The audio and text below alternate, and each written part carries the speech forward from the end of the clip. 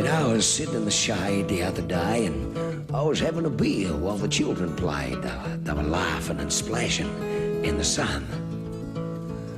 When the love of my life came up to me, she said, "Hey, Grandad, can I sit in your knee?" I said, "Sure, sweetheart. What do you know?" She said, "Hey, Grandad, you've been around a long while." I must admit that made me smile. I said, "Sure, sweetheart. I've been around a year or three." But she looked at me sort of seriously, this little slip of a girl sitting on my knee. She said, "Tell me, Grandad, what's a pommy?" Well, I was taken back. I was taken by surprise. I nearly dropped me beer, and then I realised that she was serious.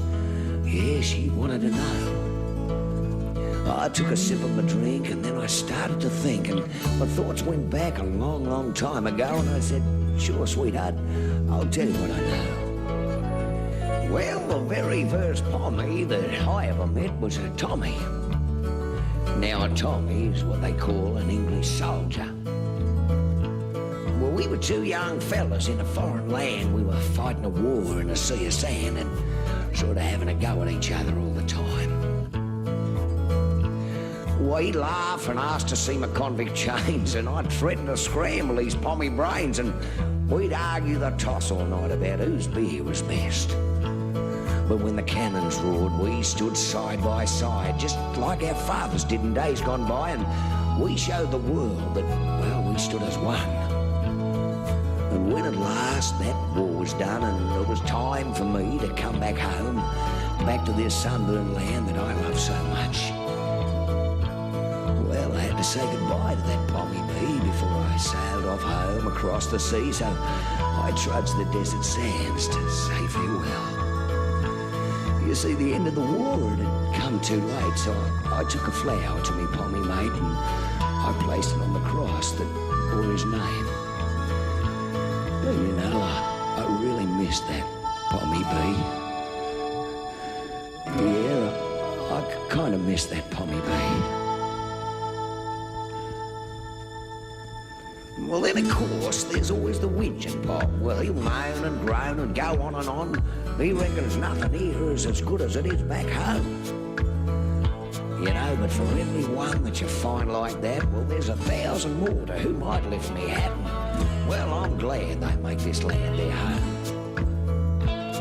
Oh, you'll get others, they'll say I'm wrong. They'll say there's no such thing as a decent Pom, but, well, don't go and listen to them, love, because, well, they're just fools.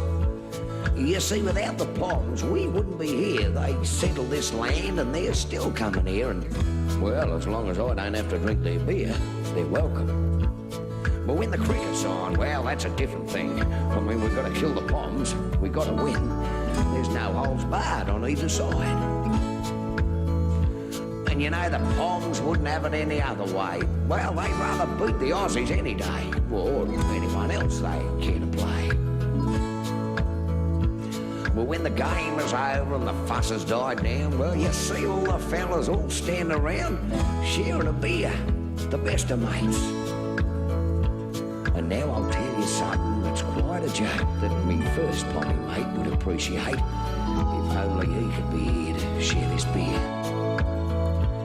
You see, when after all is said and done, why, he'd laugh like hell if he knew my son had married an English girl that had given us you.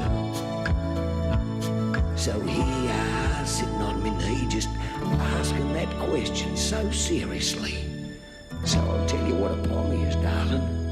A pommy is you.